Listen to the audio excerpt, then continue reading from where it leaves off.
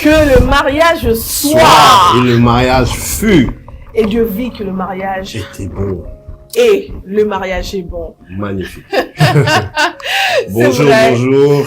Bonjour à vous et bonjour. Que le Seigneur vous bénisse là où vous êtes. Abondamment. Qu'il bénisse votre mariage. Bénisse votre couple. Et j'aime toujours dire, en fait, quand on dit que le mariage soit, vous-même rajoutez le qualificatif que vous voulez donner à votre mariage. Soit heureux. Que votre mariage soit heureux. Que votre mariage soit épanoui. Que votre mariage soit uni. Riche aussi. Que votre mariage soit prospère. Et donc, rajoutez tous les qualificatifs que vous voulez. Tous les adjectifs que vous voulez. Bénissez votre mariage. Et avec vos mots, c'est vrai que c'est pas évident, on sait que c'est pas évident, c'est le domaine de la maturité. Le domaine de la foi. Et quand on parle de maturité, on va parler de la maturité dans le mariage ici. Ça. Vous avez dit que vous voulez vous marier, non? Donc ça veut dire que vous êtes prêt à tout entendre. Vous êtes prêt à grandir. À grandir, à tout gérer. Et à prendre sur soi, donc exactement. Vraiment à assumer. Et surtout à donner. À donner, parce qu'on va dans le mariage surtout pour donner. Absolument. On ne va pas pour recevoir d'abord, on va d'abord pour donner. Et on avait commencé notre sujet où on a vu Cordon et Myriam dans une histoire mais compliquée. Alors, comment est-ce qu'on s'en sort quand l'essence même du mariage, on a l'impression de ne pas vivre cela. Cordon n'a pas de partie, n'a pas de sexe pour satisfaire sa femme. Et suivez l'histoire, suivez plutôt l'histoire. Ouais, suivez l'histoire. Suivez l'histoire. On y va dans l'histoire. Ok. Tout de suite, on va écouter l'histoire. C'est l'histoire de Cordon et de Mimina. Mimina est une jeune demoiselle qui sort d'une famille modeste. Il n'y a pas beaucoup d'argent, on va le dire. Elle vient d'un quartier qui est vraiment assez reculé, et dans ce quartier, tout le monde se bat pour s'en sortir. Et le seul espoir qu'ils ont, c'est qu'ils rencontrent en fait quelqu'un qui les sorte en fait de la misère dans laquelle ils vivent. Alors, bien sûr que le Seigneur est merveilleux. Il fait en sorte que Mimina rencontre Cordon. Cordon, c'est un jeune garçon, trentaine d'années, très bel homme. Il vient fraîchement de l'Europe. Et là-bas, il semble avoir une vie assez aisée. Et donc, tout va bien pour lui. Il rencontre Mimina. Quand on dit à Mimina qu'il est chrétien, Mimina dit, mais ça tombe bien, moi aussi je suis enfant de Dieu, et donc ensemble nous allons respecter le règlement divin, donc pas de sexe avant le mariage. Les deux se sont accordés et ils ont commencé leur histoire. Et Cordon lui dit, écoute, je vais te présenter très vite à ma famille, même si nous sommes encore à quelques jours seulement de la rencontre, quelques semaines de la rencontre. Et donc, Cordon présente sa fiancée à sa famille qui était à Kinshasa. Dès que la famille voit Mimina, la famille était très heureuse de voir enfin leur enfant rencontrer une jeune femme qu'il aime. La famille traite Mimina, mais vraiment avec gâterie, je préfère le dire, avec gâterie. Mimina, elle n'en revient pas. Comment je peux tomber sur une famille qui me traite bien? Comment ça se passe? Comment ça se fait? Est-ce que dans mon pays, ce genre de choses se font aussi? Et donc, un jour même, la famille de Cordon proposait à Mimina de passer ses vacances en Europe. Waouh! Alors là, c'était vraiment le top de top. Elle a accepté et donc elle est allée en Europe pour une semaine. Elle est revenue et donc il commençait maintenant à faire des démarches parce que Cordon vit en Europe et Cordon donc commence à faire des démarches pour avoir le visa, faire le mariage et ensuite donc Mimina le rejoigne en Europe. Ils ont commencé à faire des procédures de mariage et tout ça. Ils font finalement le mariage et Cordon retourne donc en Europe parce que voilà, il devait vite retrouver ses activités. Mimina, elle aussi, ici, les démarches vont bon train, tout se passe bien, elle a son visa. C'était juste une occasion de faire une grande action de grâce. Donc, Mimina est allée dans la famille, bien sûr, à l'église de Cordon, ici à Kinshasa. Ils sont partis, donc elle est partie, et puis elle a fait son action de grâce. Et quand elle le faisait, le pasteur la regarde pour lui dire, Mimina, je suis contente que tu rencontres ton mari enfin, que tu sois heureuse, que tu tombes dans une famille qui t'aime autant, mais seulement, je voudrais te prévenir d'une chose. Là où tu es en train de partir, ton mari a un problème avec il va dire, il ne pourra pas se reproduire. Il a connu un accident dans le passé, il ne pourra pas se reproduire, vous n'arriverez pas à avoir des enfants parce qu'il ne peut pas. Mimi a dit, elle était choquée, elle allait mal, mais seulement elle avait le visa. Et le départ était le lendemain. Elle arrête ou bien elle part. Elle se dit, je me suis tellement battue pour être dans ce mariage. Dans notre quartier, les gens ne se marient pas. Et non seulement c'est un mariage qui te sort vraiment de la pauvreté. Et tu vas en Europe en plus, j'aurai la possibilité d'aider ma famille. Mais ça la travaille, elle va mal. Mais après, elle se dit, bon, écoutez, je vais y aller. On va trouver des solutions. On est en Europe, on va consulter des médecins et tout ça. Et puis, elle s'en va en Europe, elle rejoint son mari. Elle arrive là-bas, premier jour, c'est vrai, tout allait bien, le mari fatigué, ils n'ont pas pu se connaître. Ils sont restés pendant une semaine comme ça, sans se toucher. Mais elle se demandait, mais qu'est-ce qui se passe? Je suis dans un mariage ou je suis chez mon frère, mais qu'est-ce qui se passe? Voilà, pendant qu'ils étaient en train de se discuter un petit peu, et Mimina dit aux messieurs, mais finalement, dis-moi, est-ce que c'est lié au fait que tu as un problème pour te reproduire? Le pasteur m'a raconté qu'il t'est arrivé d'avoir un accident, enfin, tu as eu un accident dans le passé et que tu ne pouvais pas, il y a eu une opération, tu ne pouvais pas te reproduire. Alors Cordon lui dit, eh bien, c'est pire que ça. Parce que s'il n'y a pas qu'une histoire de reproduction, mais c'est une histoire où j'ai vraiment connu un grave accident et mes testicules étaient broyés au point où ça a vraiment handicapé même mon appareil génital. Et là, je ne sais pas aller avec toi, je ne sais pas avoir de relations sexuelles avec toi, avec mon appareil, tel que ça se présente. Mimi a été choquée. Elle allait mal. Ça leur a pris des semaines pour arriver à se reconstruire et qu'elle arrive à retrouver ses humeurs, qu'elle arrive à retrouver sa joie de vivre. C'était difficile quand on a tout fait, elle lui a promis des choses pour qu'elle reste. Les femmes n'ont jamais voulu de moi. C'est pourquoi je suis allée en Afrique, parce que je me disais que là-bas, j'allais rencontrer une femme qui serait soumise et qui m'accepterait tel que je suis. Mais le problème, voilà, Mimi, elle lui dit, mais le problème, c'est que tu m'as rien dit, tu m'as laissé entrer dans le mariage comme ça. Voilà, ça a vraiment soulevé des gros problèmes. Même les familles étaient saisies. Les familles ont dit, mais nous, on a eu l'impression que tu avais accepté notre enfant, c'est pourquoi nous t'avons aimé autant et nous t'avons donné toutes les faveurs. Nous pensions que tu étais une femme exceptionnelle, que tu l'avais acceptée. Mimi a dit, non, je ne savais rien du tout. Mais après, elle voit qu'elle est en Europe et qu'elle a la possibilité aussi de prendre sa famille pour qu'elle rejoigne aussi en Europe. Elle accepte de rester difficilement. Elle accepte de rester dans le mariage. Premier mois, deuxième mois, troisième mois, c'est des histoires, ils se débrouillent sexuellement, mais c'est pas top, ce n'est pas ça. Elle accepte ça. C'était difficile, elle accepte ça. Mais le problème, c'est qu'après, au bout de quelques temps, elle surprend son mari.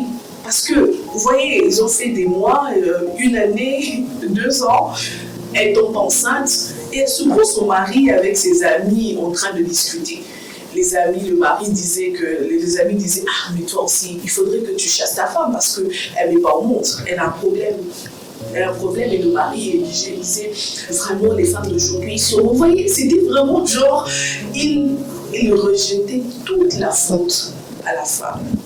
Ça blessait fortement Mimina. Elle voit tout le sacrifice qu'elle a fait et finalement elle se retrouve avec un mari qui, avec ses amis, ne sait pas la défendre. Et il se passe encore un moment et puis ils reçoivent des frères de l'église qui viennent prier à la maison. Et les frères de l'église commençaient maintenant déjà à avoir des prophéties du genre Dieu m'a montré qu'il y a une masse dans le ventre de Mimina. Cette masse-là, c'est qui empêche, fait en sorte qu'elle ne puisse pas avoir d'enfants. Le choc. le choc. Et là, Mimina se demande, est-ce que si elle dit à tout le monde que ce n'est pas elle le problème, et que le problème était son mari, et que son mari avait un sérieux, n'avait pas le sexe, n'était pas fonctionnel, est-ce qu'elle est en train de mal faire? Elle nous pose la question, et c'est ça même l'objet de notre émission d'aujourd'hui. Est-ce que Mimina devrait dire à tout le monde qui la regarde de manière comme une stérile, alors que c'est pas elle le problème, pourtant c'est elle la victime? Est-ce qu'elle doit dire que c'est son mari qui a un problème? Est-ce que si elle le dit, ce n'est pas le décembre? Est-ce que le mari... Donc vraiment, c'est toutes les questions-là qui viennent de cette histoire qu'on devra traiter dans cette émission. Et voilà, nous sommes de retour. Cette histoire est très difficile. C'est vrai qu'on est en train de prendre ça dans une humeur assez détendue, oui, ne pas trop dramatiser, parce voilà. que sinon on risquerait de passer toute l'émission pendant ce temps en train de pleurer et se lamenter. Voilà. Parce qu'en fait, à côté de l'histoire, il y a aussi une grande solution. Il y a des solutions. Il y en a même plusieurs qu'il faut que ce couple devra essayer. Et donc, pour en parler, on a encore nos deux invités. Nous avons donc Maman Élisée. Merci beaucoup d'être là. Bonjour Maman Believe Kabangu qui est avec nous, médecin. Elle est là avec son expertise médicale pour vraiment nous apporter ce point de vue scientifique. Oui, et nous avons aussi Madame Élisée, ça c'est assez spécial. Ici en RDC, le travail qu'elle est en train de faire et le service qu'elle fournit, elle est assistante sociale. Assistante sociale, désormais au Congo aussi, on devrait parler des assistantes sociales, ça existe. Et je pense qu'elle pourra même aussi nous dire comment est-ce qu'on entre en contact avec un assistant social pour arriver à s'en sortir. Et c'est là où vos problèmes sont pris en charge. On vous aide. Il y a aussi des psychologues. Dans cette assistance, il y a aussi des psychologues. Et c'est là où vous décelez le problème que vous transférez ensuite au médecin. N'est-ce pas? Et donc, on va revenir sur notre sujet du jour. Cordon n'a pas de sexe. C'est assez dur de le dire, mais en fait, c'est la réalité que ce couple vit. Cordon n'a pas de sexe. La femme ne jouit pas sexuellement, mais le pire de tout ça, c'est que ce problème les coince, ils n'arrivent pas à avancer, ils n'arrivent pas à trouver des solutions. Mais encore, le pire, c'est qu'il n'y a pas d'acte sexuel, il n'y a pas d'enfant. Il faudra maintenant faire face à la société. Mais est-ce que un couple qui n'a pas d'enfant, la femme sait que c'est elle qu'on juge, mais seulement le problème ne vient pas d'elle, le problème vient de l'homme. Devrait-elle le dire pour arrêter un peu ces moqueries, voilà les moqueries dont elle... Est-ce qu'elle devrait le dire? Qu'est-ce que vous conseillerez à Myriam, Maman Élisée? Naturellement, la femme s'assume. La femme, elle est née avec beaucoup de capacités, avec beaucoup de vertus. La femme s'assume. Et même dans la Bible, il est dit, une femme sage bâtit sa maison. Quand on bâtit, c'est-à-dire on protège. Quand on bâtit, c'est-à-dire on couvre les fautes. Voilà. On sait couvrir l'autre, même les enfants, même le mari, même d'autres problèmes, on sait gérer. Voilà. Et dans ces cas, pourquoi la femme ira parler aux autres? Elle rend compte à qui? Elle rend compte à qui? Parce que c'est elle, c'est sa vie. Là, c'est sa famille. Même quand il n'y a pas d'enfant, c'est elle et sa famille. Et il a son homme, elle est là. Il y a des solutions qu'on peut trouver autrement, sans pourtant toucher l'environnement. Sans que l'environnement ne sache. On peut trouver des solutions. Et si je peux donner par rapport à notre profession, je peux dire l'assistance sociale est là, plus adaptée à ce genre de situations. Et voilà. Et donc, Maman Billy, vous êtes d'avis avec Maman Élisée? Un avis médical, ça nous aiderait. Comment on gère quand tout le monde vous pointe du doigt, et même les prophéties? Même les prophéties tapent Même à vos côté frères à pour dire, l'église. en fait que c'est vous le problème, ce n'est pas vous. Ou sinon, on décèle que c'est vous le problème. Comment est-ce que vous devriez réagir? Mais surtout, vous voyez, ce sont des accusations et ça vous dérange, ça vous dérange moralement, ça vous dérange mentalement, ça vous dérange même physiquement parce que déjà vous avez pris sur vous le fait d'accepter cette situation. C'est pas un problème médical, c'est un problème, c'est un cas social. Ouais. Donc on va beaucoup plus se référer à maman Lise. Mais pour répondre à ça, je dirais que elle n'aura pas raison d'aller exposer son mari. Elle n'aura pas raison d'aller exposer leurs problèmes parce qu'en fait, il s'agit de leur foyer. C'est de leur foyer, il s'agit de leur progéniture, il s'agit de leur intimité. Allez en parler, vous ne savez pas sur quelle oreille vous allez tomber. Vous tomberez souvent sur une oreille qui est un haut-parleur qui va raconter, ou qui va raconter différemment de ce que vous avez dit. Ou une personne qui n'a pas d'empathie. De toute façon, celui qui n'aura pas d'empathie ira raconter quelque chose. Mais c'est vous qui vivez votre situation. Et pour que ça aille mieux, c'est mieux, une situation pareille, c'est mieux carrément de le garder et de trouver une solution ensemble au lieu d'aller s'exposer. Surtout dans une société africaine où la stérilité du couple est sujet tabou, sujet de moquerie, il est toujours préférable, afin de garder aussi ses émotions stables, de se garder, de se protéger et en le faisant, trouver une solution adaptable à votre couple afin que vous puissiez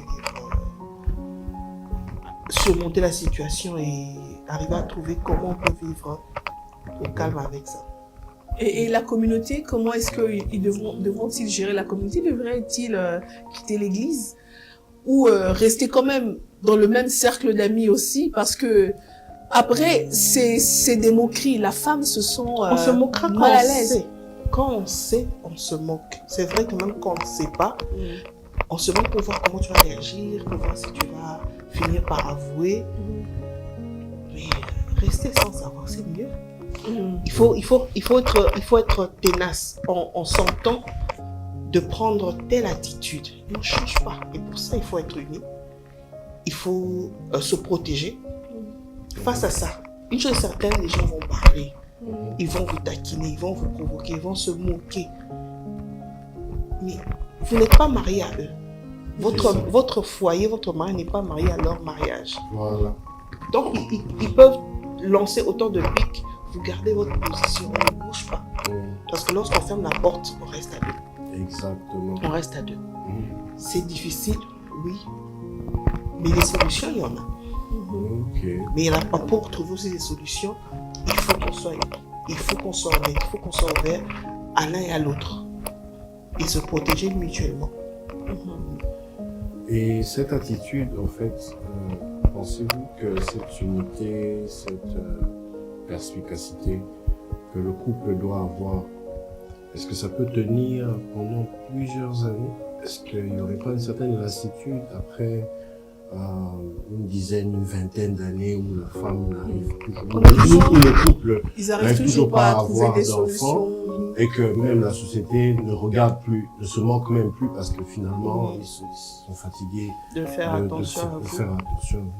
Maintenant le couple eux-mêmes, est-ce qu'ils pourront tenir pendant plus de 10 ans?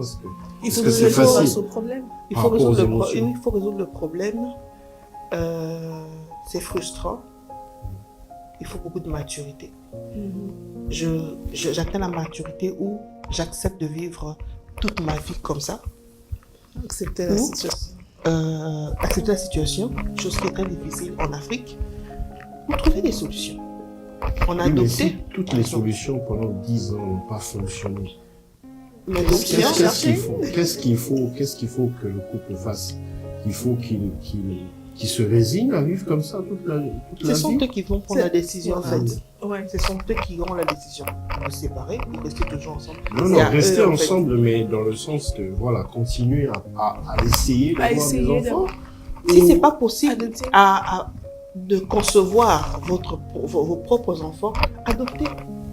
adopter des bébés. Avec la montée. Oui, il y en a. Il y a des couples ici qui adoptent des enfants depuis leur naissance. Ce sont leurs enfants. Ils ont étudié les enfants, ce sont leurs parents. Donc on va dire que le monde aujourd'hui est un peu plus ouvert que le monde d'antan. À l'époque, c'est vrai qu'on voyait, que les solutions, il n'y en avait pas beaucoup. Mais aujourd'hui, il est possible de vivre avec son problème et de bien vivre avec. Mais parlons un peu de la gestion des émotions, surtout dans le mariage. Qu'est-ce qui fait qu'on n'arrive pas à gérer nos émotions? Qu'est-ce qui fait, essayons un peu d'en parler dans le mariage, tout de suite face à une situation, on réagit. On réagit d'une manière à se renfermer face même à la solution.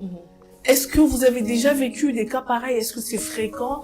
Est-ce que c'est dans le mariage, il faudrait entrer avec un différent esprit, une mentalité assez différente pour pouvoir bien, comment je pourrais dire, développer la capacité à résoudre ces problèmes? Le mariage, c'est deux personnes qui ont connu deux éducations différentes. Oui. Chacun d'eux a connu des problèmes par d'autres. Alors, ils se sont mis ensemble. Dans un premier lieu, c'est pas facile. Si vous demandez aux plus expérimentés, ils vont dire que c'était pas facile. Mais au fur et à mesure où vous avancez, en tout cas, il y a des compréhensions. Si ça n'arrive toujours pas, donc vous ne voulez pas, donc l'autre ne veut pas comprendre ce qui est l'autre. Il faut se connaître et se comprendre. Et se laisser connaître par nous. Parce que si je connais que lui n'aime pas ça, je ne peux plus continuer à faire ce qu'il n'aime pas. S'il connaît ce que je n'aime pas, il ne peut plus continuer à... Soit c'est moi qui prends mes dispositions pour dire que non, je ne peux pas faire ça, je ne peux pas faire ça, on avance comme ça, on avance de cette manière-ci. Ça, je peux donner par exemple, j'ai vécu 20 ans et le mariage, c'était pas facile. C'était pas facile, toute jeune là. Je pense qu'on allait faire de toi ce que tes parents te chouchoutaient. Voilà, t'étais vite redescendu sur... Voilà, quand t'es rapissé un peu... Tu t'es vite réveillé de tes rêves. C'était une manière pour moi, ça a donné aussi un sens. Avant, je ne comprenais pas. Alors qu'il était en train de me former. Il était en train de m'équiper. C'est seulement plus tard, je dis, oh, il m'a aidé. Il m'a aidé parce que moi-même aussi, je fais le travail social. Je me suis dit, oh, j'avais des problèmes, des problèmes sociaux que j'ignorais. Mais par rapport à des reproches, par rapport à des réprimandes, je suis en train de me dire, avant je pleurais, mais par après je me suis dit non, il m'a aidé. Non, revenons d'abord sur ça. Revenons d'abord aux pleurs. Je disais, je trouve qu'il arrive de voir, il y a des incompréhensions qui arrivent des fois quand on ne se connaît pas, quand on ne se comprend pas. Des fois même on ne se connaît pas soi-même. Mais par exemple, dans mon cas, j'ai toujours dit, quelqu'un m'a aidé. C'était mon mari. Il m'avait aidé parce que à un moment, tu penses que toi tu es sainte. Tu n'as pas de problème. Ça aussi, c'est un autre souci. Toi, tu es toujours... tu as toujours raison. Tu as toujours raison. C'est l'autre qui a tort. Maintenant, quand... Ça, je dis, c'est un travail de Dieu. Il a commencé à toucher ta plaie là. Ta plaie là, qui cachait beaucoup de choses.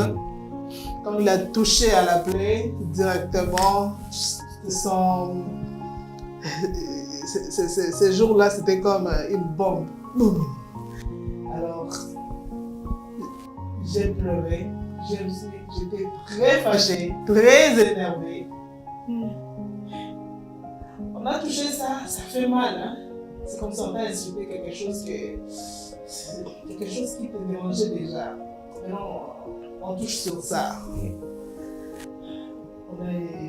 on n'est pas Dieu. Alors on insulte, c'est-à-dire on te fait du mal sur la chose là que tu ne voulais pas. Peut-être que c'était la chose qui te touchait le plus dans la société, qui faisait mal, qui était comme en fait, c'est ton défaut à toi que tu gardes. Non, ce n'est pas les défauts, c'était les blessures. Ah, ta blessure à toi. Alors, vous avez donc un témoignage à nous raconter. Ah oui, 20 ans dans l'union conjugale, alors ça ne peut pas manquer. On a connu des choses qui ont même fait pleurer, et alors que c'était très important. On a pleuré parce qu'on ne comprenait pas. On ne comprenait pas l'autre, on ne comprenait pas nous-mêmes, on ne se connaissait pas, disons. Mais le travail social m'a beaucoup aidé à me comprendre et à comprendre l'autre. Quand j'ai compris, alors je suis arrivée à un point de dire que toutes les personnes sont bonnes. Il n'y a pas de mauvaises personnes. Je me dis ça. Je vois des problèmes parce que, vouloir ou pas, nous allons laisser un jour ce monde. Nous vivons comme dans une aventure, comme nous voyons dans des téléréalités, des films, des séries, on va laisser. Alors si on est ensemble, donc on doit vivre heureux. Mettons nos égos de côté. Et moi-même, par expérience, j'ai dit, l'autre m'avait aidé. 20 ans ensemble, malheureusement il n'est plus parce que ces dernières années, c'était des beaux moments parce que j'ai appris à le connaître, j'ai appris à le maîtriser grâce à la prière et puis à ma profession. Alors, c'était pas facile. Au début, c'était pas facile parce que j'ai pleuré. J'ai pleuré parce que j'ai caché en moi une plaie. C'est comme si une plaie qui était ici. Alors on cachait à tout moment avec sa chemise, on cache toujours avec sa veste, on cache, on ne veut pas que quelqu'un puisse voir ni toucher parce que c'est un peu honteux. On sentait que c'est un peu honteux. Ni mes parents ne connaissaient, ni qui que ce soit, ni une amie. Je cachais ça pour moi-même. Ça faisait tellement mal, ça faisait tellement honte. Je suis née dans une union de 2 personnes. Mes parents n'étaient pas ensemble. C'est-à-dire, l'autre était de son côté et l'autre... Mais j'ai vécu dans un environnement très, très bien. Tout le monde m'aimait, tout le monde me choyait, tout le monde m'appréciait, tout le monde me pouvait donner ceci, tout le monde pouvait faire ça pour moi. Mais il y avait un problème là, problème social. Parce que les parents étaient séparés. Et ils n'ont pas voulu ça, ils étaient jeunes. C'est venu comme ça, ils étaient jeunes, ils ne savaient pas s'orienter. Alors, mais moi, ça m'a frustrée. Toute ma jeunesse, ça m'a frustrée. Moi, je ne pouvais pas approcher le garçon comme ça, qui me parle d'amour comme ça. Parce que je voyais comme si cette situation-là pouvait se répéter et puis je ne voulais pas. Mais il y a un jour, je dis ça, peut-être c'est Dieu qui avait permis cela. En tout cas, l'autre a jeté je peux dire, la pierre sur cette plaie-là. Mais c'était très important parce que je devais être guérie. J'ai caché ça longtemps, je ne parlais à personne. Mais ce jour-là, quand la pierre était descendue, c'est-à-dire on te touche sur cette plaie-là, sur ce que tu cachais, on te dit, tu es enfant bâtard. Oh là là là là. Ça, c'est comme si, j'ai vu comme si le ciel était descendu. J'avais très mal à digérer, très mal alors. Et subitement, une force est venue, une force est sortie de moi. J'ai commencé à tout casser. Chose impossible, chose que je ne pouvais pas faire normalement comme ça. J'ai commencé à tout casser. Mais quand je reviens en tant que professionnel, je dis c'était le processus de ma guérison parce que je devais sortir ce qui était caché. Seul Dieu qui pouvait le faire, il a fait ça d'une autre manière par l'homme. Alors, parce que très souvent, la femme est toujours victime dans le mariage. Elle voit qu'elle a toujours raison. J'ai toujours raison, moi je n'ai pas de problème, c'est l'autre. Alors que peut-être que vous avez un problème qui ne vous aide pas dans votre union, qui bloque un peu, quelque part votre relation dans le mariage. Parce que quand on a un problème, c'est-à-dire même la psychologie, elle travaille. La personne qui a de problèmes, elle travaille toujours dans ses pensées. C'est-à-dire, peut-être on a des mauvaises réponses, on a une attitude des attitudes bizarres, on a... Des fois, on se réveille comme ça, on est fâché. On ne veut pas parler aux gens, on s'intéresse à rien, à personne, tout ça. Justement, c'est parce qu'il y a... Quand je me réveille, ça arrive, moi, des fois... Non, c'est un problème. C'est un problème qu'on doit résoudre, qu'on doit traiter, qu'on doit soigner. Moi, je suis guérie grâce à Dieu, grâce à la prière et puis grâce au travail social qui a touché l'autre Dieu, c'est-à-dire Dieu a touché l'autre pour me guérir, me sortir dans cette situation. Parce que ces jours-là, c'était comme la fin du monde, mais je n'ai pas quitté. Je n'avais pas quitté, j'étais toujours là parce que je connais la prière. Quand on recourt toujours, là on ne connaît pas l'assistance sociale, on recourt toujours. Heureusement pour nous, on a trouvé de bons serviteurs de Dieu. Quand on recourt à la parole, il te dit reste là.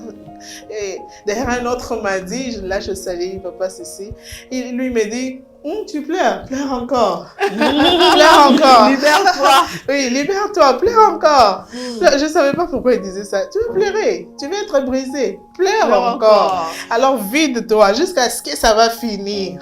Là, tu seras une autre créature. Donc, c'est dit que le choc, là, c'est quand même important. C'est ça que vous avez appris dans votre travail d'assistante sociale. Le choc, quelquefois, avec l'autre, ça ne doit pas toujours être pris de mauvais côté. C'est ça, oui. Maman Billy. Ça, oui.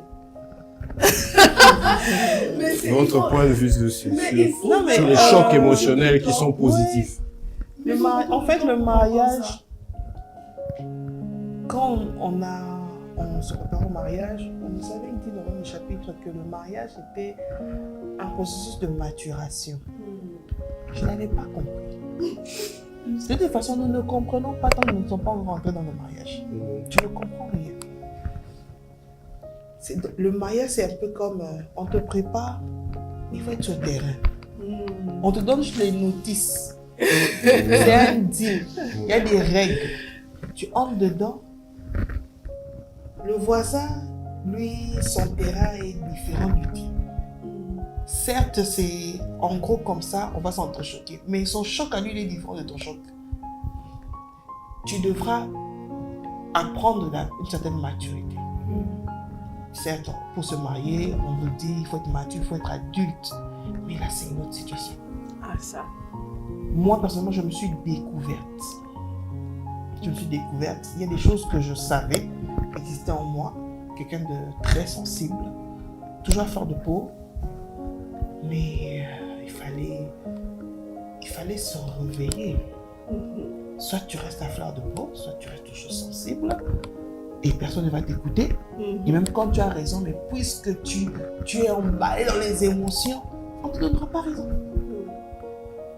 Il faut prendre les choses avec maturité, les traiter avec maturité. J'ai découvert un défaut. Nous nous fâchons tous. Mais je n'avais jamais, je ne me connaissais pas à une certaine dimension. Voilà. Je ne connaissais pas cette dimension. Je ne sais pas si je dois dire ça.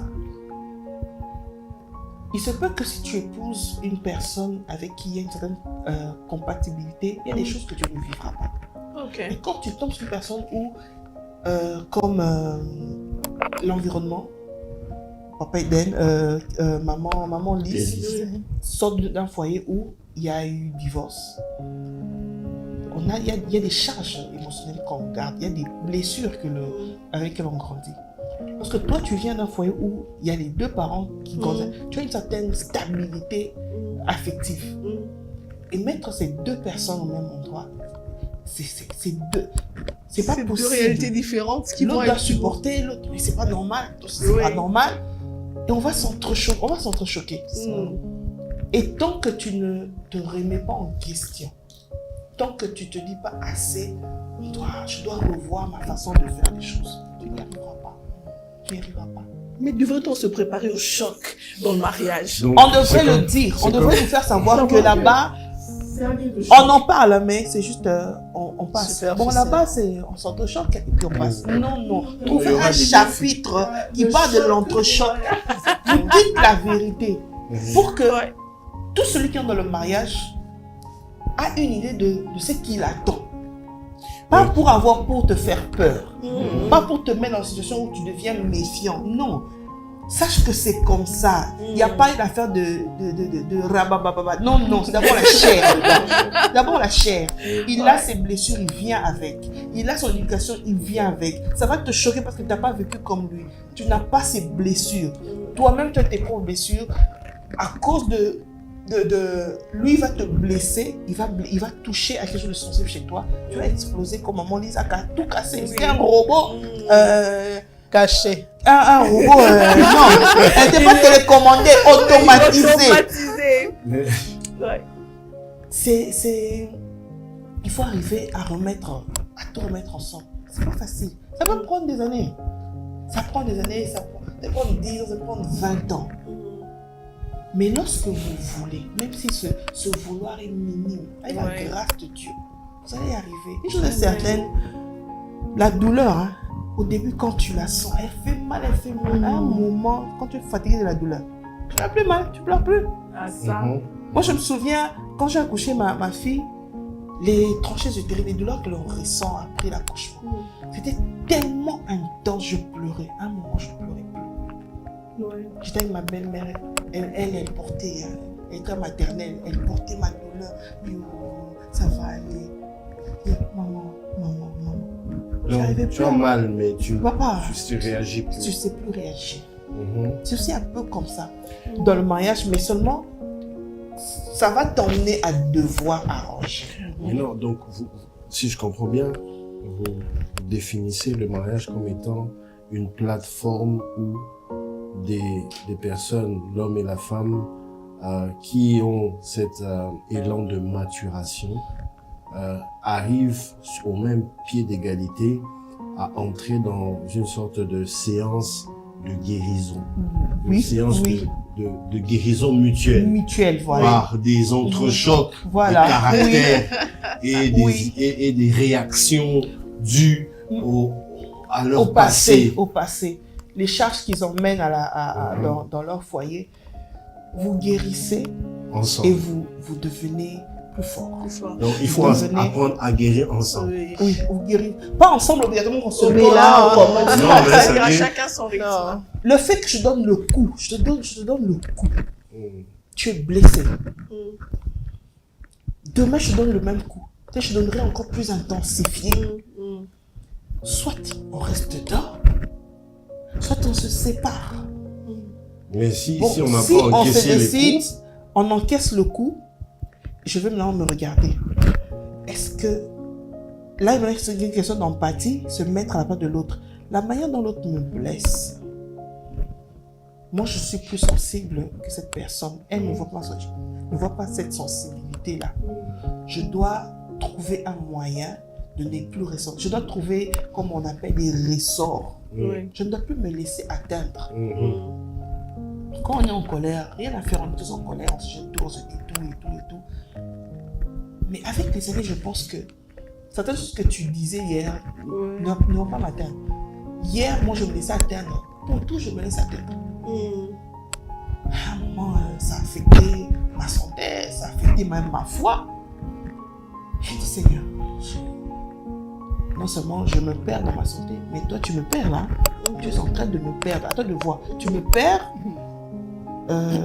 Ou c'est moi qui ne comprends pas bien? Non, c'est pas possible. C'est pas convenu comme ça. C'est là que le Seigneur m'a fait comprendre. C'est avec toi que je vais commencer. Pour que lui change. D'abord toi. Il ne faut pas me demander de le changer. Toi, change d'abord.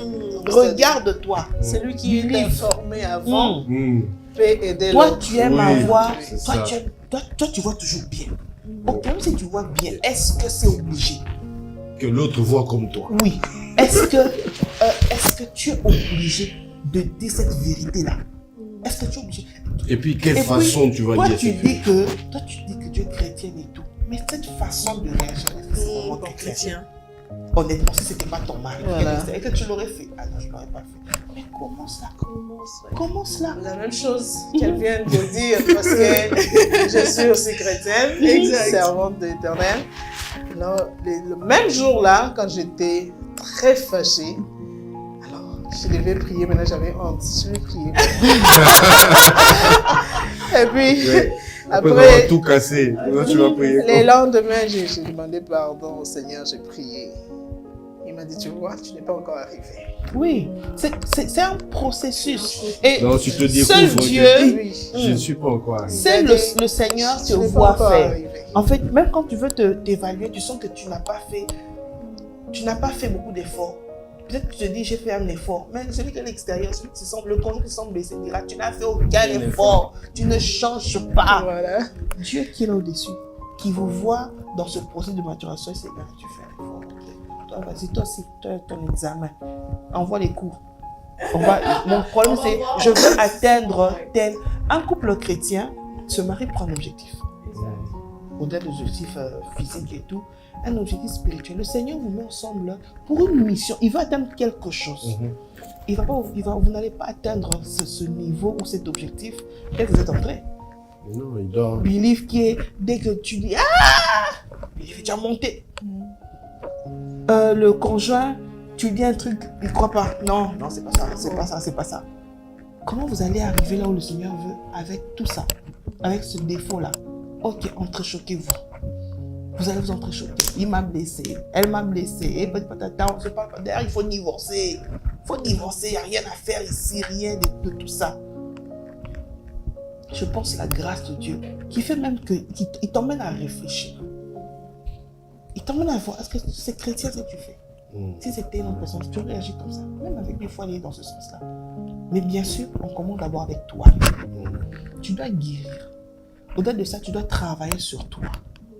Ça. Tu dois travailler sur toi. Moi, je refusais trop de remarques. Trop de remarques, oui. Trop de remarques, je trouve que c'était trop de remarques et je sentais comment qu'ils m'enfonçaient. Surtout si tu as tort. Non, moi que j'ai tort ou pas tort, la remarque juste, là où je pense que je fais bien ou bien mon objectif n'est pas mauvaise, je me sentais enfoncé. Quand c'est trop, tout le monde se sent enfoncé, brisé lorsque c'en est trop. C'est après que j'avais compris qu'en fait le Seigneur est en train de guérir une blessure d'enfance. Une blessure d'enfance. Des parents sévères qui, au lieu de m'encourager, comme tout parent africain, c'est la parole négative qui est censée te pousser à avancer. C'est comme si on mettait une pique là. Ouais. Et tu te dis non, je ne dois pas reculer, sinon on va me piquer. Tu avances. Cette parole négative, c'est comme une aiguille qui va te piquer. Alors, tu veux avancer. Quand tu avances, oui, tu es blessé. Moralement, mentalement. Et... L'aiguille, elle te pique, tu te blesses. Mais tu es obligé d'avancer parce que tu ne peux pas rester complètement, sinon elle va s'enfoncer. Tu es obligé d'avancer. Mais tu es blessé et la douleur, elle reste. Et tu vas aller dans le mariage. Et dès qu'il va faire un truc qui ressemble ou qui veut aller dans le même sens, puisque tu n'es pas mon père, je vais réagir. Je vais t'empêcher de m'enfoncer. Et je réagis de la mauvaise manière. Lui n'ayant pas compris ça, ne sachant pas que c'est une blessure du passé, on s'est trouvé que tu en fais de trop. Et il va se fâcher. Pourquoi lui aussi a ses propres blessures? Ou lui a des trucs qu'il ne peut pas supporter ou qu'il n'accepte pas. Et ça va comme ça. Conflit en conflit. Sans vous rendre compte, hein, les années passent, vous grandissez. Je suis certaine. Vous grandissez. Vous grandissez. Donc, comme on dit, il n'y a pas de rose sans épines. Voilà.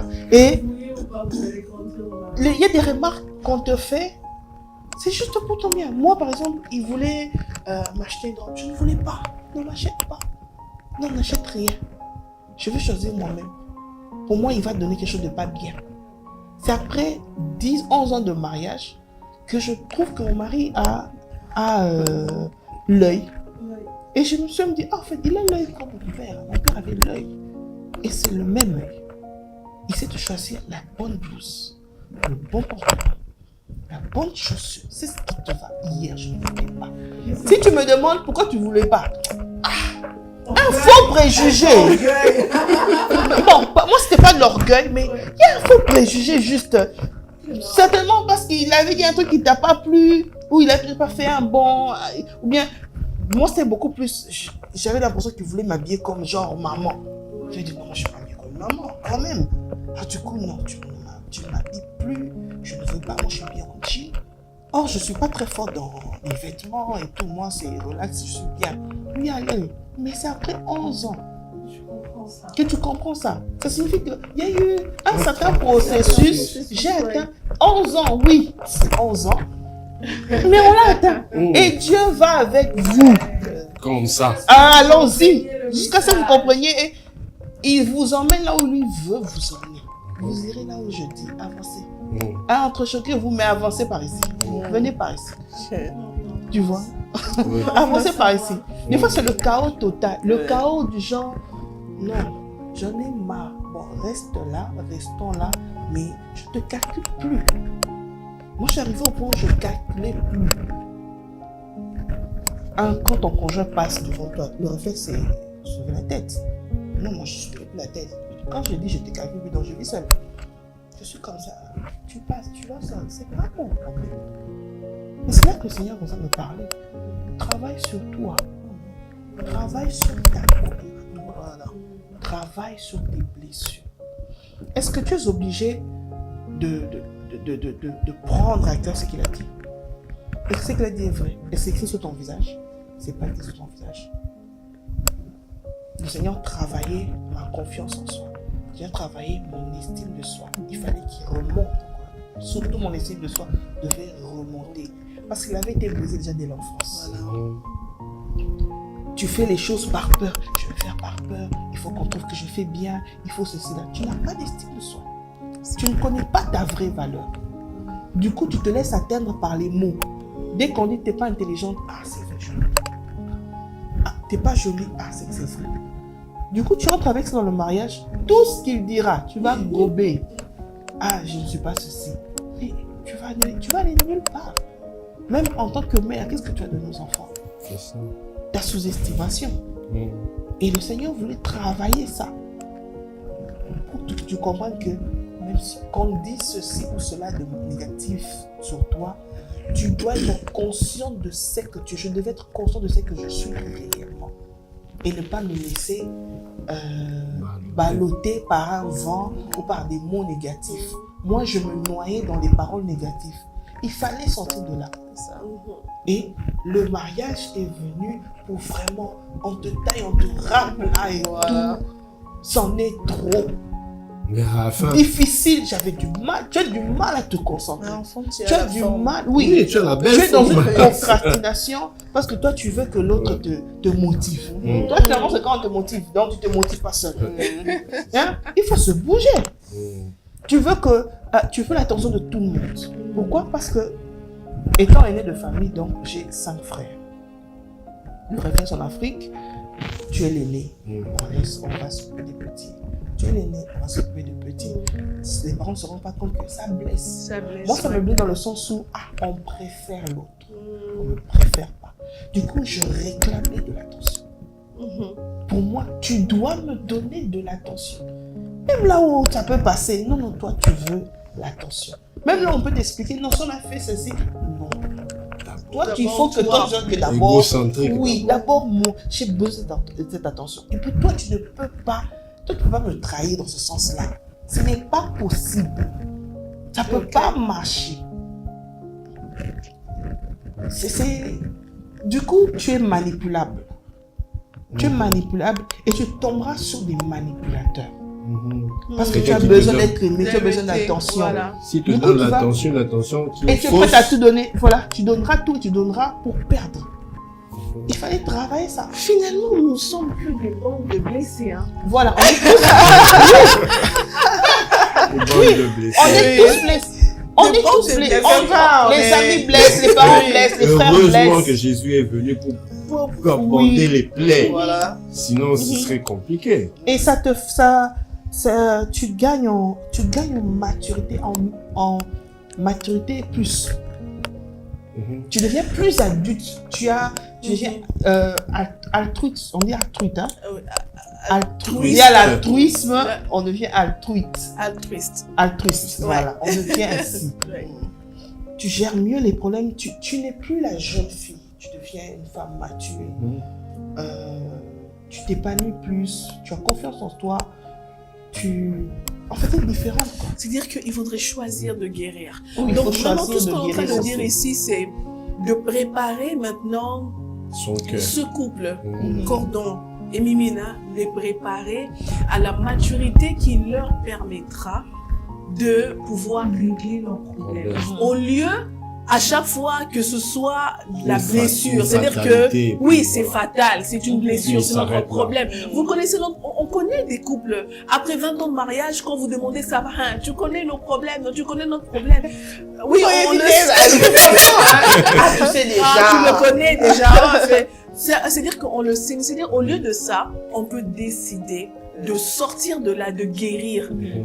Est-ce qu'il y a des couples qui n'ont pas de problème? Non, maman affaires sociales. Ça manque pas. Ça manque pas les problèmes. Si entre frères, il y en a. Donc, dans le couple. Alors, si les couples ont des problèmes, il faudrait plutôt voir pourquoi est-ce que ce couple-là fait plus longtemps ensemble. Comment est-ce qu'ils gèrent le problème? Est-ce qu'on peut pas aller apprendre? Est-ce qu'on peut pas aller apprendre? En fait, moi je dirais pas qu'on va aller apprendre. Allez lire la notice. Ils ont juste respecté la notice. Voilà. Je vous ai dit à un moment, au fond, le mariage, c'est pas l'amour. C'est le deal qu'il faut respecter. Il faut le respecter. Oh là. Ah, ils vont bien. Oui, il va demander. Qu'est-ce qu'ils ont respecté? Le point, c'est quel point qu'ils ont respecté? Il veut dire, on a respecté le point C, le point D, le point F. Il faut chercher à savoir. Il se peut que vous respectez le point D, le point F. Il n'y a pas de souci. Mais pourquoi ça ne va pas? Parce que vous devez respecter le point A, le point G. Respectez-le et ça ira bien. Par là, je veux dire que les couples sont différents. Les règles sont là, mais les couples sont différents. Donc, vous devez trouver quelle règle qui va avec votre couple. C'est comme ça on a parlé avec toi, maman Roliane. Il y a des couples qui, eux, ont besoin de puiser leur énergie, leur épanouissement. Intimement, entre eux. Donc, il faut qu'ils soient fermés pour ressortir. Il y en a qui ont besoin d'être en contact avec le monde, des couples pour arriver à se parler, on échange et puis on évolue comme ça. Il faut se connaître. Il y en a qui tombent sur une personne lui, qui est peu fermée, l'autre est ouvert. Il y en a tous les deux, ils sont fermés. Entre maman Roliane, c'est toujours pas idéal. En plus, t'es et puis ça va bien. Oui, elle trouve sa force et sa paix, sa joie. En étant avec toi, elle vient dégager ça. Elle vient nous donner ça. Exact. Il y en a qui, elle a besoin être en contact avec des amis, avec tout le monde. Elle ramène ça à la maison. Et tu trouves ta part, ta joie, tu trouves ta femme et tu reçois quelque chose de ta femme parce qu'elle a emmagasiné l'énergie en étant dans son monde, dans l'environnement. Oui. Et il faut se connaître sur ce point-là. À vous entendre, ça veut dire que vous pouvez vivre avec n'importe qui. Même si on déclare que c'est très incompatible. Et si vous suivez les règlements, les règles que Dieu a mis en place. Non, pas n'importe qui, non. Il y a des personnes qui ce sont des blessures qui deviennent des problèmes psychiatriques. Il y a des blessures qui emmènent des personnes à avoir des troubles du comportement. Voilà. Ça devient des bourreaux pour le conjoint. Ça devient des destructeurs. Oui, des destructeurs. Bon, pas sociopathes comme tel, mais ce sont des destructeurs de destinée. Tu restes avec nous, t'es foutu. Tu vas nulle part. Le mariage va te tuer. Et je pense que le Seigneur apprécierait qu'on reste dans ce genre de mariage, même quand on est chrétien. Même quand on est chrétien.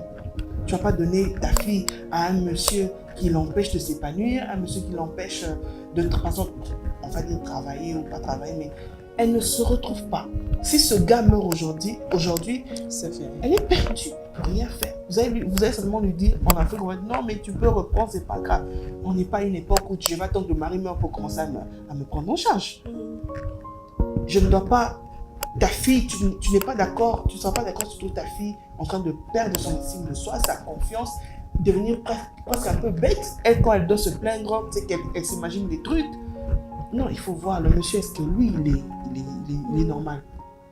Exact. Alors là, je dis, il y a des conjoints qui sont des pervers narcissiques.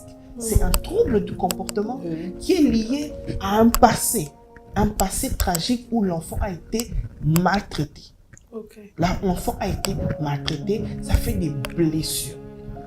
Tout se passe dans la tête. On va toujours tout contrôler. Certes, tu as le choix. Je deviens méchant parce qu'on m'a fait ça. Ou je fais l'effort de changer. Mais si tu n'as pas eu le temps de penser à ça, il y a comme un court-circuit qui fait que tu deviens aussi antipathique. Toi, tu ne peux plus être empathique. On m'a fait du mal. Ils n'ont pas eu mal. Ces personnes n'ont pas ressenti de la douleur. J'ai pas besoin de ressentir de la douleur. Okay. Ton souci de vouloir contrôler pour ne pas... Voilà un enfant qui sort d'un foyer où c'était la marâtre, il a été maltraité. Il se dit, moi je veux me marier, il ne faut pas que ça m'arrive. Du coup, tu veux protéger, mais tu surprotèges au point d'étouffer l'autre. Tu étouffes l'autre et tu ne veux pas entendre raison. Et tu refuses de te rendre compte que tu as un problème. Et très souvent, ces personnes ne se remettent pas en question. Ce sont des bourreaux et ces personnes-là vous détruisent. Vous sortez de ce genre de relation, soit vous êtes malade, soit vous ne pouvez même plus entamer une prochaine relation, si jamais vous sortez de là, ou non, ils vous finissent. C'est comme s'ils vous suçaient, vous êtes... il faut lire en fait sur ces personnes-là, ils existent. Et ils ont un caractère qui est appréciable dans la société parce qu'ils ont besoin d'être appréciés. Donc ils ont une certaine image parfaite de l'homme qu'il faut, le papa qu'il faut, le mari qu'il faut. Du coup, lorsque tu veux te plaindre, personne ne va te croire. Non mais il est bien. En fait, tu ne peux pas te plaindre, tu ne peux pas être seul dans cette affaire-là. Ça, c'est certainement un autre sujet. Bien mais sûr, je pense qu'on va, non, mais sincèrement, c'était toujours important de l'aborder. Oui, vraiment, c'est important de développer tout ce que vous avez dit. Chacun dans le contexte dans lequel vous l'avez dit, c'est vrai. Et je crois que beaucoup de couples qui nous suivent se sont retrouvés et ont pu avoir une lumière qui peut apporter vraiment de l'éclairage et les sortir des ténèbres et de toutes ces prisons d'amertume et des offenses, n'est-ce pas, ma chérie? Exactement. Et donc, merci, on peut que dire merci. On nous signale que nous sommes à la fin de l'émission. Vous savez qu'à chaque fois qu'on est à la fin, on a l'impression qu'il y a des sujets encore qu'on n'a pas. C'est comme si on n'a pas touché à certains autres thèmes. Mais sinon, aujourd'hui, on a souligné, le plus important, c'est pas toujours le problème qu'on traverse. Le plus important dans le mariage, c'est notre capacité à développer la maturité qu'il faut pour s'attaquer à ce problème. Tous les problèmes sont solubles. Merci, parce que j'étais sur résolvable. Tous les problèmes sont solubles. Tous les problèmes. Ouais. C'est vrai qu'il y en a qui paraissent vraiment impossibles, mais vous pouvez, avec l'aide du Saint-Esprit, beaucoup de maturité dans votre couple, vous pouvez vraiment vous en sortir.